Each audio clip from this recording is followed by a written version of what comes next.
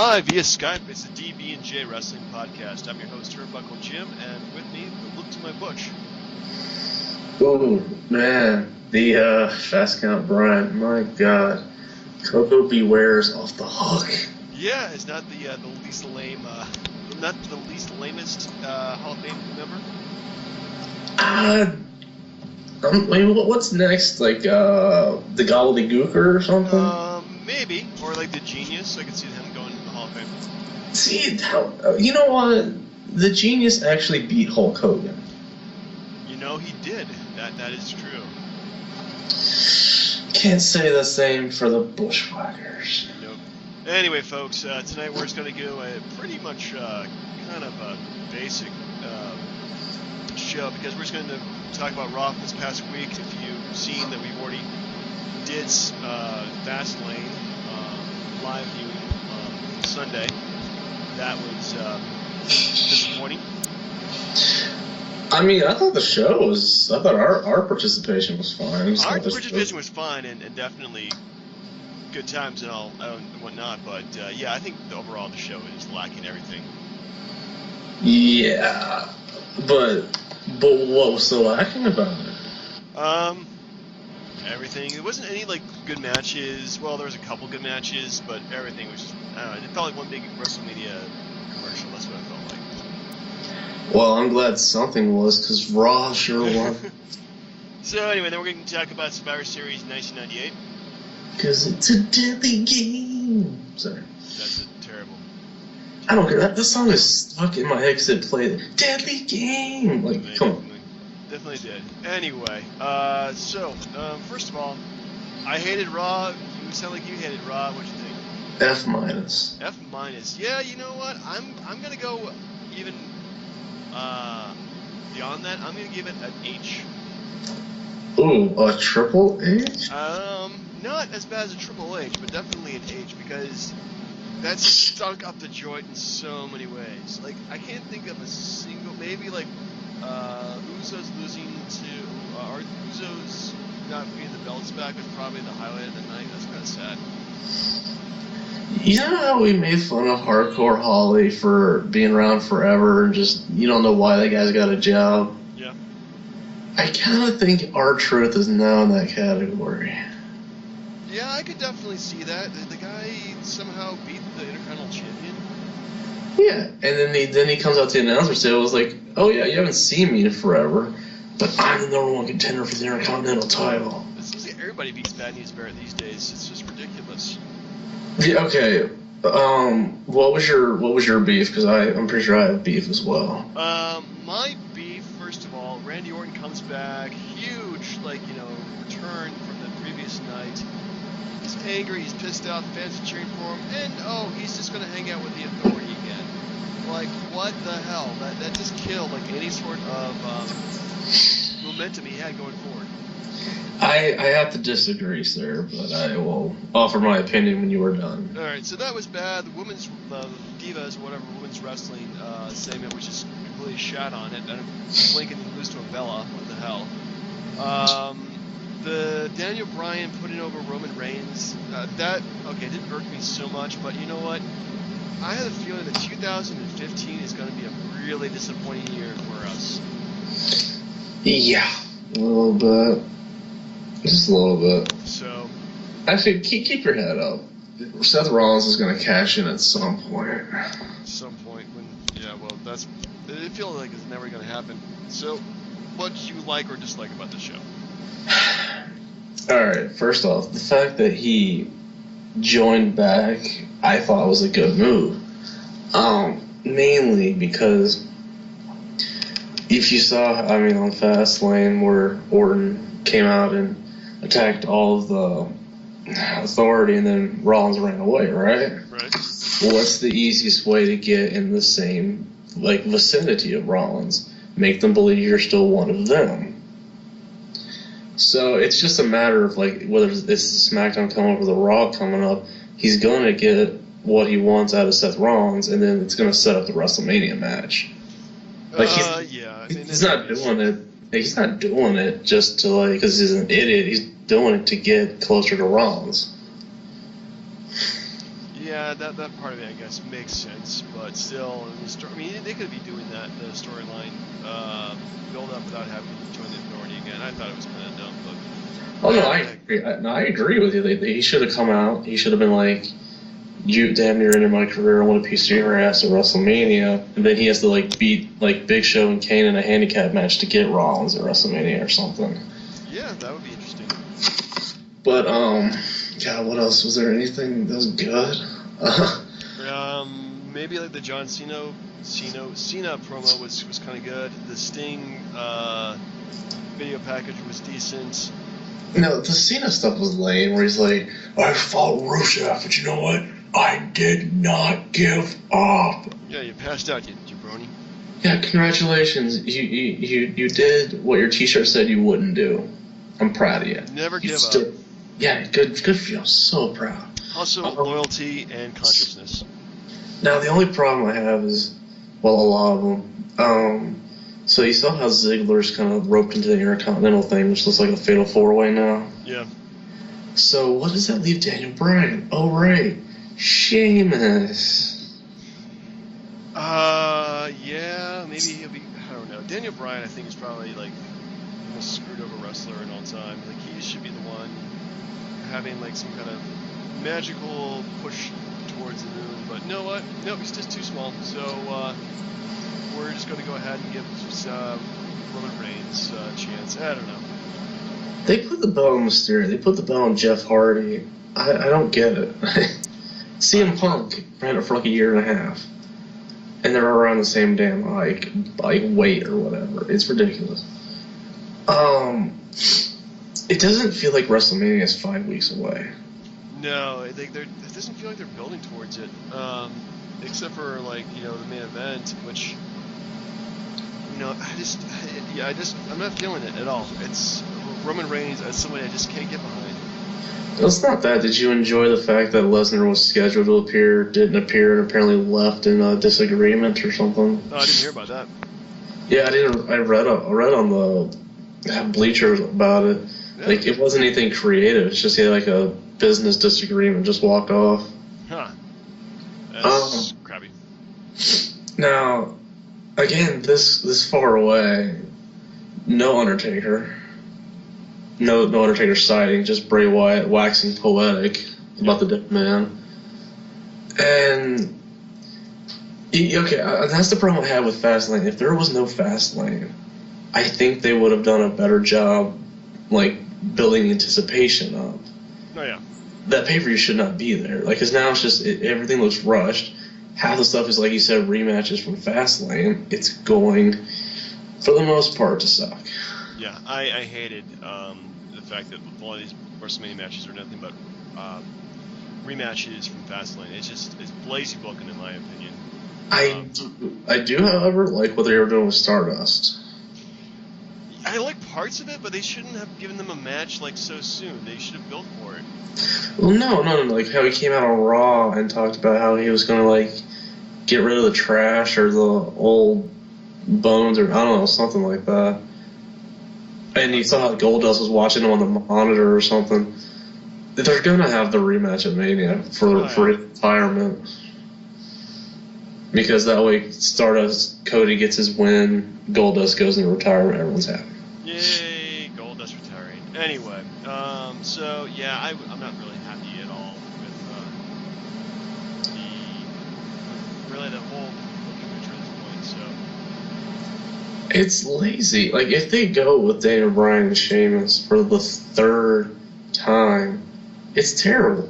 Even if they make Sheamus part of the Authority, which they should. He should take Orton's spot in the Authority, honestly.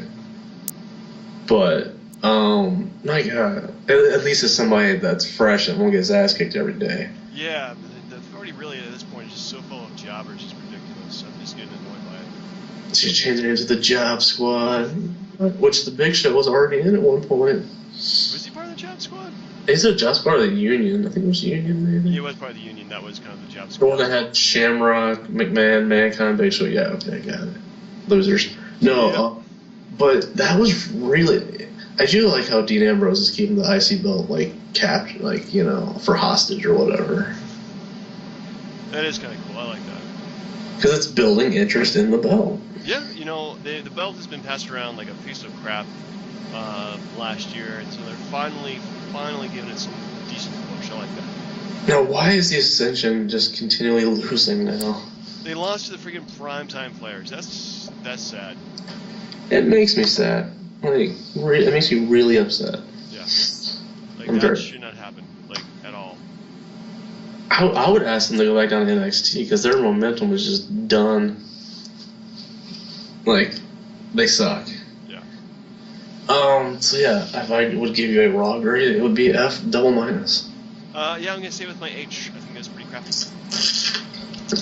Anyway, do you think we just at this point like just watch it just because we hate to watch it, I don't know, and I've always had reservations about I don't know if like doing this show makes me feel more negative about it in a way that because I'm so critical of the product instead of just enjoying it. You know what I mean? Yeah. Well, I see myself as always being a fan, like not really a critic of it.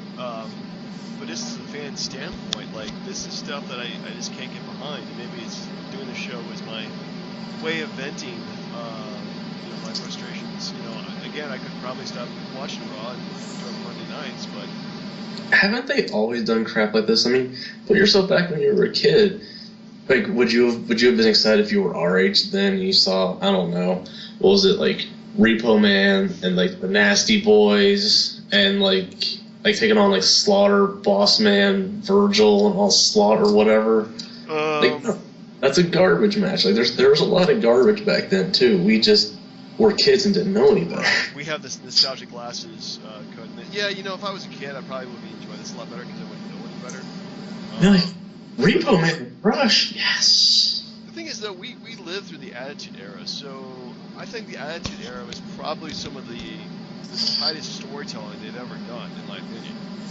But watching it back to wrestling is not that great. The wrestling is crap, but the storytelling is excellent. So, isn't the Attitude Era our Eleanor? If you catch my reference, maybe. No. Damn it, Did you ever see Gone 60 Seconds, the Nick Cage movie? No. Damn, like Eleanor's like the 50th car, the one he could never get without like damaging or busting it up. He always gets in a wreck every time he steals it. Anyway, never mind. Anywho, so were we doing a top 5 today? I thought we weren't doing top 5 because we pretty much covered it during the pay-per-view. Oh yeah, that's true. We could do top 5 ways we could improve the road to WrestleMania. Oh man. So that might be a good list for next week. Okay. I would change that. So top 5, how to fix the road to WrestleMania. Boom. All right. Well, speaking of the Attitude Era, we're gonna do Survivor Series 1998. Deadly Games. I'm done. Shut up, dude. Seriously, I'm going to. There might be some punching going on, and that's going to be you. Being punched by me. With my fist. Okay. I had it up here for a second ago. Overall, I think, again, the wrestling-wise, this is pretty crappy, but the storyline-wise, I thought it was pretty good. How? Wrestling? What? You didn't like it? You didn't like Dwayne Gill versus Mankind? No. That was just embarrassing. I mean, the former coach of the Pasadena Chargers, the elementary school football team? Come on. If he was my coach who was not wrestling, that's pretty cool, actually. But not this. You gotta love his music. It was like lounge / like lazy porn music or something. Alright, so we have, oh my goodness, 18 matches to cover, but we have Survivor Series 1998 from November 15th, 1998. Attendance 21,779 Kill Center in St. Louis, Missouri. There are tons of matches, so let's just go through this as quickly as possible, okay? How about we give like a super quick backstory into like why they did a tournament? Why did they do a tournament? Well, Professor, do you mind giving us a little background? The only things I absolutely remembered about it was I know they were big into making everyone think Mankind was supposed to get it, but they didn't want to hand it to him like the hardcore belt, so they had to make like basically, I think in wrestling, like anytime you just do a set of really bad booking, your solution is a tournament. Yeah, Or it's like Mania 4 or like Mayhem where Bret Hart beat Benoit. You know, there's always a tournament to bail them out. Because everybody loves a tournament, really. Yeah, and it's just like I know the two people that McMahon hated the most were The Rock and Stone Cold, but Stone Cold was fired, but yet he got his job back because of Shane McMahon. Good old Shane McMahon. He gave Austin a 5-year ironclad contract, Big Show type. And then he got put in the tournament. Yeah. But we all knew Mankind was the chosen one, or was he? Or was he? So, let's go through the first match, which is Mankind in the Tux defeated Dwayne Gill. 5 stars. Totally. That's a sarcastic 5 stars, right? That's the best match Dwayne Gill's ever been in. He did beat Christian. That, you know, man, that's like one of those things you just don't try to remember, really. Anyway, next up we have Al Snow defeated Jeff Jarrett. Poor Jarrett. Like, I started watching some of like the late 97 WCW stuff, and he was a jobber there. Goes to WWF, a jobber again. So bad. Like, the hell with Al Snow. Jeff Jarrett was a better wrestler. It's a shame. It is quite a shame. I do. I don't know. Jeff Jarrett, I think he's kind of growing on me. He had a better career than I remember, but yeah, he jobbed out everybody. Well, the thing that sucks is, like, you know, if you got a woman like Deborah, who apparently doesn't wear a bra, it's like 30 degrees inside the arena, the point is, he has her there. You want to show her more often. He should at least go another match or two. Yeah. It's terrible. Quite. What else we got? Next up we have Stone Cold Steve Austin defeated the Big Boss Man via disqualification. Pretty much the Big Boss Man took out a nightstick and beat the crap out of Stone Cold. I like the whole thing where, like, Michael Cole, who, by the way, has been there forever, hasn't he? Yeah, God. This is like years ago? 98, but he was there before. Like, Lawler, I think, is the only one that's been there the longest. Yeah. But no, it was such bullcrap. He's like, what do you think about Austin advancing to the next round? He's like, does he look like he advanced? Like, hell yeah. I mean, like, a couple hits with a nightstick. Like, the whole concept was lame. And how they used the Boss Man throughout the whole night, honestly, when I was a kid, I was like, that sucks. But now I'm like, that still sucks. The Boss Man was useless. Yeah. Next up we have X-Pac defeated Steven Regal in a double count. Actually, no, they fought to a double count out as both these men were eliminated. Do you want to sing a couple barbs of the... He's a man, a real man's man. Yeah, Steven Regal at this point, or was it William Regal? I can't remember. It was still Steven Regal. Steven Regal. He was Steven Regal in WCW and William Regal.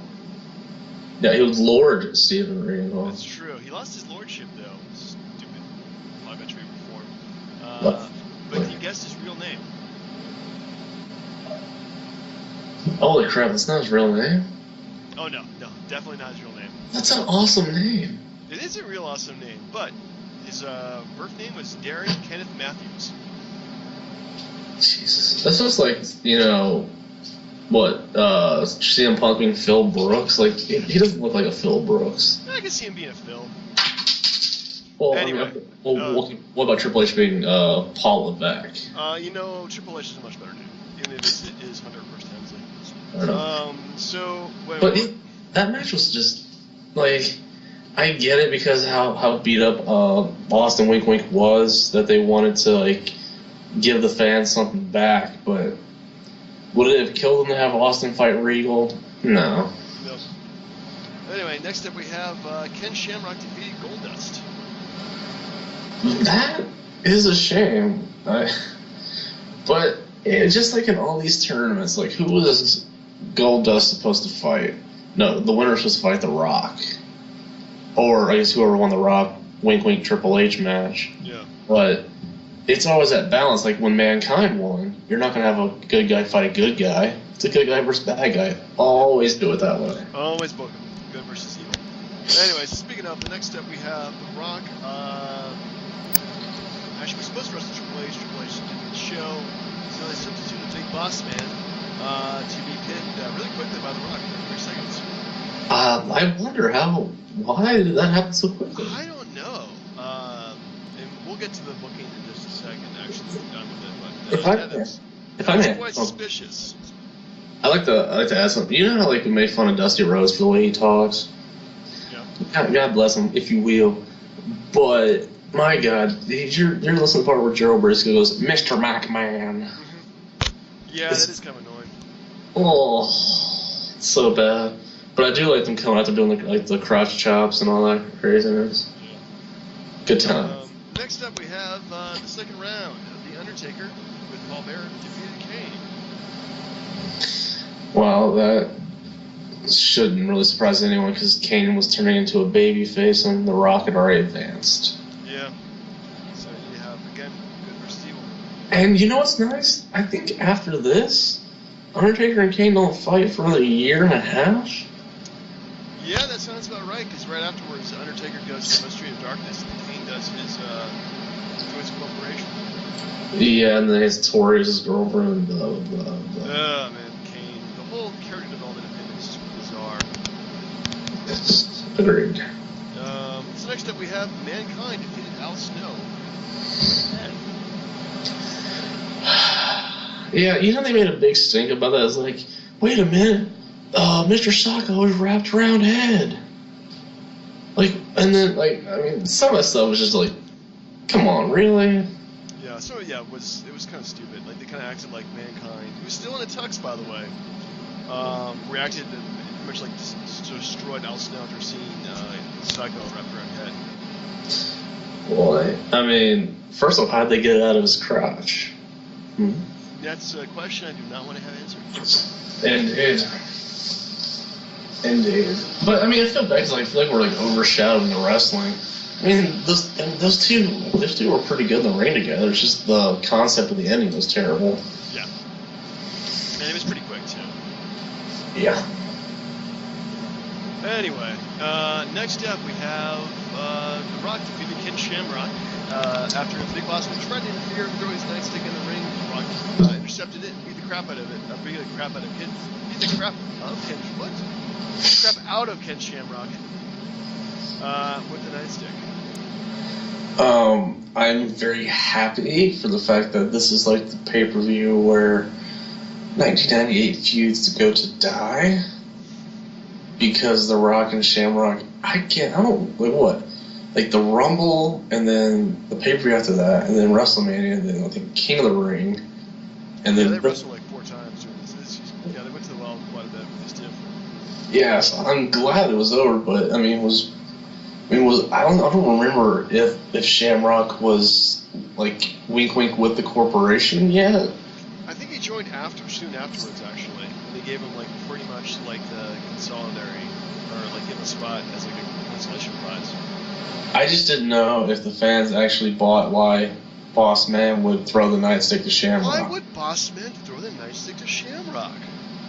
And how The Rock conveniently hit Shamrock with, and then throw it right back to Boss Man, which he catches it immediately and then leaves. I don't know. That's just really suspicious. Yeah. Anyway, we finally have our first non-title match with Sable defeated Jacqueline. Wait, did you say first non-title match? Non-tournament match. Okay. This match was like a pretty quick beatdown, wasn't it?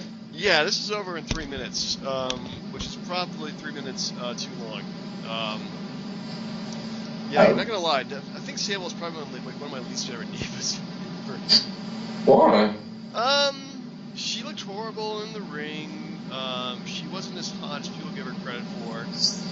Brock Lesnar's gonna kill me now.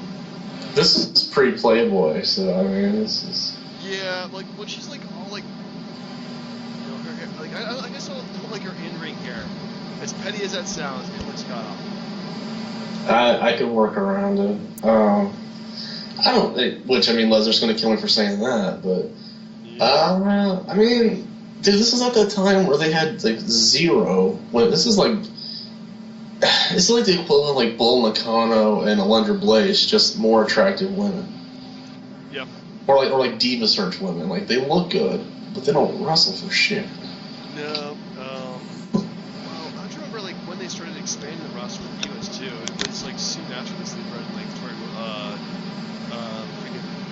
Well, they brought. Well, no, you're thinking like when they brought in like I mean they had Ivory, like Right. Tori, and then the cat. I think China like jumped in later, but yeah, this is right around that time, pretty much. Yeah. Anyway, we finally come to one of the bigger matches of the night. When Mankind defeated Stone Cold Steve Austin. Actually, the tons in this match too. Oh, but how did Stone Cold lose though? Oh, right. They pretty much screwed him over and declared Mankind the winner. Yeah, where the whole Shane McMahon comes out, does the 1-2, and then stops, and then gives Austin the bird, and then basically screws him over, and then Mankind wins. Yeah, it was a good bit of booking too, especially as like Shane McMahon was supposed to be like the face, or a face at that time, and then he even like refereed the Sable match. Yeah. Now, let me ask something real quick. So, Austin obviously gets the belt back at WrestleMania 15. Spoiler alert. But okay, so you're looking at November, and he won the belt the first time at Mania, so like April. So you're looking at 9 months. I think he had the belt twice, 3 times, maybe. Yeah, he had it twice. Maybe he won it at Mania, won it at right the day after he came to the ring. I mean, do you consider that a successful title run? Yeah, I do. Considering that he took on like what? Mankind, and then Kane, and then Undertaker. Yeah, I would consider it a successful title run. I mean, you look at how they booked Batista and Cena, where they had it for so freaking long, and I'm like, well, why couldn't Austin keep it for more than a couple months? Well, this was he had it for more than a couple months. I mean, granted, he lost it for like one night, got it right back. So yeah, it was a different time. Booking was different. I mean, this is before they started having like, the belts jump hands every like 5 minutes. I could be wrong on this, but The Rock never had the title for more than 2 months. I think he had it more than that at one point, but not for much longer. Yeah. So I mean, but that was just my question. I always wondered about Austin because like the belt kind of went around a little bit. But yeah, so Mankind advanced. Okay, so next up we have The Rock defeated The Undertaker via disqualification. Boss Man? Maybe a boss man. Damn. I didn't really watch this like as it happened as a kid, but I mean, did you get the feeling at all like before the thing even started, like where The Rock was going? Oh no, definitely not. He seemed like way overshadowed, like it's like a come out of nowhere thing. But what is next, good sir? The next up we have another non-tournament match in the form of the New Age Outlaws defeated D'Lo Brown, Mark Henry, and the Headbangers, Mosh and Thrasher, to keep their WWF Tag Team Championships. Yeah, good for them. Yeah. This match wasn't really anything special in my opinion. Nope. Not at all. Nope. Anyway, to answer your question about The Rock and how long he had the belts. Yeah. The longest title reign he ever had was 119 days. Really? Yep. Was that in 2000? That was in 2000, yep. Nice. Okay, I get it. Because I think he had it, I think he won it like the month after Backlash or Judgment Day or something, and then he lost it at SummerSlam to Kurt Angle, I think. It's 2000? Maybe? I have to double check that. Yeah, I was surprised about that. I didn't think he had it for that long. Yeah, I think that was the only like long reign he had. Let's just double check that, shall we? Well, can you name any of his opponents that he defended against? Chris Benoit, that's about it. That's the one I thought you get hung up on. Fully Loaded 2000 right there. Yep, that was an awesome pay-per-view. Okay. But yes, he did lose the belt to Kurt Angle in October. October, eh? Yep, and No Mercy. Then he got the belt back in February, lost to Stone Cold Steve Austin. Kurt Angle got it back. Then Stone Cold Steve Austin, then Chris Jericho, then Triple H. Wait, yeah, never mind. Yeah, that list is too long. Too damn long. So finally, the main event, which is The Rock defeated Mankind to win the vacated WWF Championship for the first time. You know, it's always a historic for that reason. Yeah. But the ending was terrible. Well, the ending with Mankind, yeah, like just being put in the sharpshooter and they're just ringing the bell and just doing the Montreal Screwjob again. That's what got me. I'm like, I mean, yeah, he did it a year before, but is that a consistent theme for you now, McMahon? Like, come on, like, so yeah, lame. there's. Yeah, at one point I do hate the fact that they pretty much ripped out themselves and just did the Montreal Screwjob again, in storyline wise. But you gotta admit though, it does open up for some great booking between Mankind and Rock. Yeah. I don't know. Like, maybe where he does, like, this deal where, like, you know, The Rock, like, just blatantly low blows Mankind in front of the ref, and then as the ref goes to, like, try to ring the bell, like, McMahon's like, you do that, you're fired. Something. I don't know. I just thought the ending sucked. Yeah, that was kind of a crappy ending, but the whole swerve, though, pissed off people, like, relentlessly. Yeah, but you had to think Mankind was a fan favorite. They weren't just going to give Mankind the belt. He wasn't the champion they were looking for. Yeah. I mean, that's why he had that hardcore belt, which looked fantastic. But yeah, I don't know. I mean, I enjoyed the pay-per-view. I just did not. The ending was just too soon. Too soon. Too soon. Too soon. Okay. So, yeah. What would you grade it in terms of what I grade? Give it an A. You're giving it an A. I do. Yeah, in terms of a paper, I agree. I think an A or an A minus is probably the best way I would grade it. I mean, outside of WrestleMania, this is the best pay-per-view they had like in the year. I think. I can see that. Like there. So next week, do you want to start doing some WrestleManias? I mean, I think we should put it off as long as the creative bookers are putting off the build-up, right? No, I mean, it's WrestleMania season. We got to start watching some WrestleManias. Do you want to pick, or do you want me to pick? You know, there's several WrestleManias I have never seen for various reasons. How about you pick a WrestleMania that's more recent that I probably haven't watched? All right. Have you seen WrestleMania 22? Yeah, I probably have. What was the main event of that one? It was John Cena and Triple H. Yeah, I did. Okay. Well, now you've seen a couple of them. All right. You know what? We're gonna go with a goodie, with a real goodie. WrestleMania 11. Okay. I have never watched that one. I was gonna say 9, but I didn't want to kill you with it. No, I think we should keep 9 as like maybe our 1,500 show or something like that. We'll watch WrestleMania 9 and live watch it. Oh yeah, it's so bad. It's such a bad WrestleMania. But yeah, so there you go. WrestleMania 11, the main event: Bam Bam Bigelow versus Lars Taylor. Good fucking god. Mm-hmm. All right, man. Anything else before we go? Yeah. Are you gonna watch any SmackDown? Like, I wonder if they're gonna like use SmackDown to help build up what they screwed up on Raw. I'm actually probably not gonna watch any SmackDown, but I will be watching NXT though.